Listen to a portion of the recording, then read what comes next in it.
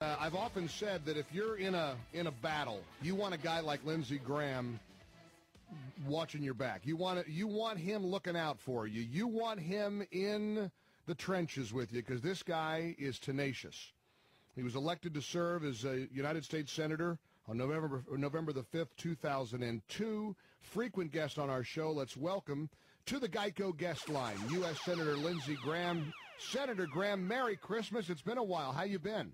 Merry Christmas to you. Are you any musicals now, or no, taking a hiatus? No, I got to take a break. I mean, we had an election to lose on November 6th, so I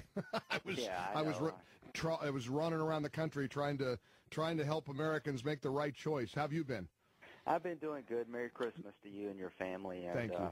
I don't know if you just heard, Senator DeMint's going to leave the Senate and head up the Heritage Foundation. You just are breaking news for us, and I'm telling you, we've known each other a long time. You always say, hey, anything I can do for you. So you've just broken news because this is huge. Senator Jim DeMint announcing he's resigning from the U.S. Senate in order to head up the Heritage Foundation. Well, what's your initial reaction to the loss of a guy who I know we both admire very, very much, Senator Jim DeMint from the U.S. Senate?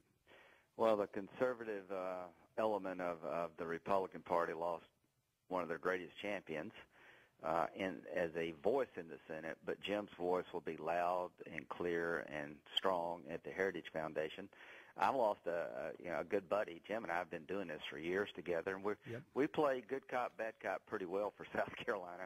But what Jim's been able to do over the last 4 to 6 years has been impressive, to put together a really strong organization to get behind conservative causes and to shape the party. And, there's all kind of ways to help the conservative cause. I try to be Lindsey Graham. And when I talk about Benghazi and Susan Rice, I think people listen because I've tried to, be balanced when it comes to appointments by Obama or any president, quite frankly. And I've got a real problem with her and a real problem with what happened in Benghazi.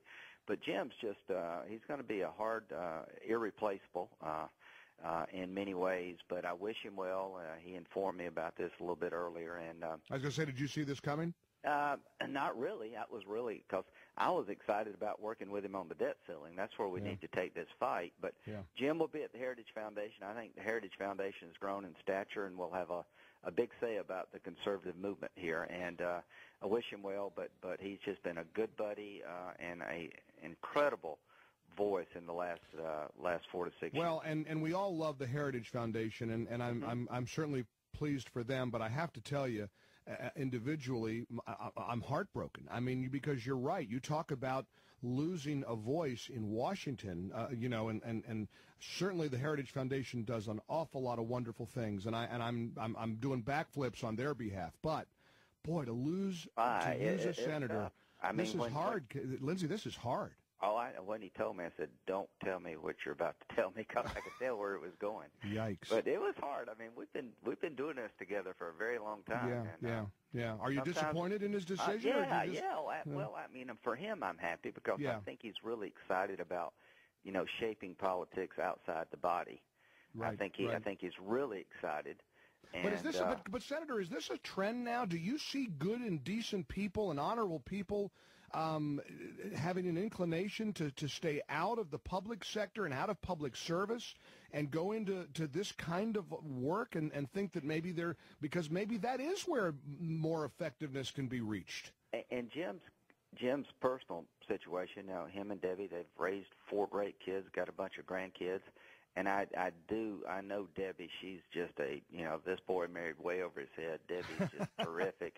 And I think, being gone all the time had a lot to do with it. Mm-hmm. And, trying to get a better family life. But Jim is... will they live in Washington? I don't know. I don't know how that's going to work. I wonder how that's going to work. Yeah. Well, they're empty nesters now, and they've got a little ability to move around and enjoy life. But Jim will be... From a personal point of view, I've lost a good ally up here because together we put South Carolina on the map. No, you sure have. Whether you like what we did or not, we put it on the map. But Jim, I like to say Jim DeMint was Tea Party before Tea Party was popular or cool. I mean, absolutely. He's such a good guy. Jim changed basically from being more of a chamber of commerce, and it's all sincere. The guy really believes that we're losing America as we've always known it to be, that we're mortgaging our future, that we've just basically turned too many functions over to the federal government. He is sincere as the day is long, and he has really shaped the battlefield. He has gotten some. There would be no Marco Rubio without Jim DeMint. Yeah, you're right.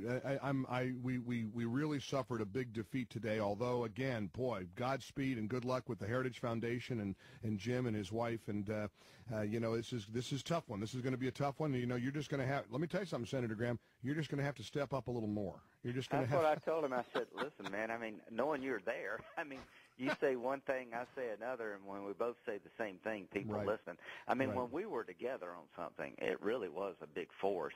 And but Jim will be a big force in politics. But I just wanted to let you know that from a South Carolina perspective, I just about fell off. Yeah, well, I about fell out of the chair when my producer said Senator Graham standing by, and boy, does he have a bombshell. Jim DeMint's resigning from the Senate, and I thought, no, don't tell me that. Don't tell me that going into. That's what I told Jim. I said, don't go where I know you're going. But it is what it is. Yep. Jim has earned the right to do anything he wants to do.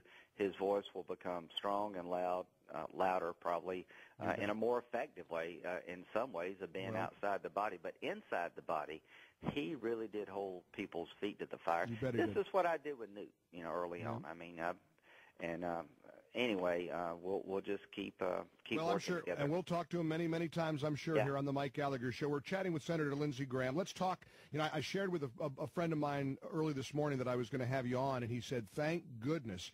And this is a guy from New York City, John Gambling. He said, the morning host there, he said, thank goodness, because he's one of the guys trying to keep the Benghazi scandal on the front burner. I mean, because let's face it, President Obama and this administration hopes Benghazi goes away. I have a feeling Lindsey Graham isn't going to let that happen. Well, you can bet. We got to learn from our mistakes as a nation. And Benghazi was a debacle. And I blame President Obama above all others. He's commander-in-chief. It's his job to protect us. And when the consulate was bombed in April and June, it should have been closed or reinforced like the British closed theirs, the Red Cross left. I blame him as commander-in-chief for not being able to provide military assets for 7 hours during the attack itself. These poor folks were left abandoned for 7 hours on September 11th of all days. And he, along with Susan Rice, I think misled the American people about the true nature of the attack. And we're not going to let it go. You got 4 dead Americans, but more than that, this is Exhibit A of a failed foreign policy. This is what happens when you lead from behind, trying to outsource security to a non-existent government. There was no Libyan government in Benghazi. So this whole foreign policy of leading from behind, we're not an exceptional nation. See what's going on in Syria? Yeah, There's more Benghazis to come. You better believe it. And Senator, does it make you a little bit crazy that we're met with our criticism collectively of Susan Rice and her making the rounds and saying what she said, again, either blindly or incompetently or deceptively, but any criticism seems to be met with, well, you're a racist. You don't like her because she's a person of color. Does that make you a little nuts? Here's what I know. When I'm challenging the Bush interrogation policies that I thought were wrong, because I've been a military lawyer for 30 years about torture, I was a hero to these folks.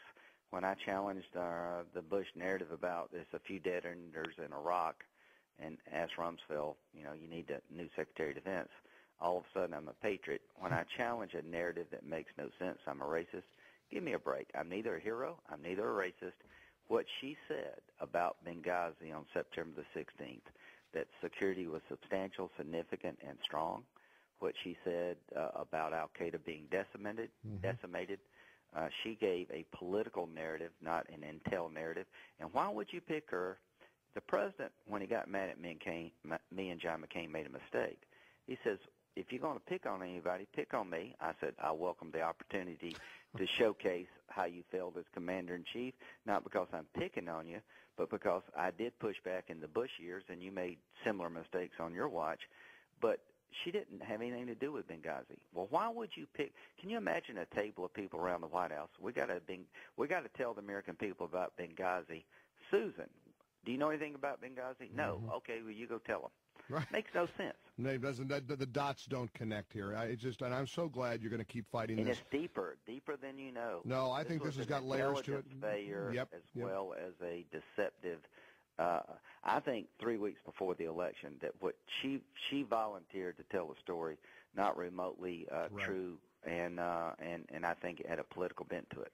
Well, it's a profound scandal, but I know, again, you're like a pit bulldog. You are like that dog with a bone. You're not going to let it go away, and we need you right now more than ever on this Benghazi thing. Let's switch gears for a little bit and talk for a moment about the fiscal cliff debate and this whole class warfare and the top 2%. Right. I started today saying, you know what? I have a message for young people. Don't aspire to financial success. Don't try to achieve greatness. Hang on to mediocrity or barely getting by, because if you have financial success, first of all, if you've got money in the bank to transfer to your loved ones when you die, they want to take that from you. They want to tax you through the nose. They want to demonize you for being in the so-called, I mean, it was 1%. Now we've expanded it to 2%, if anybody hasn't noticed.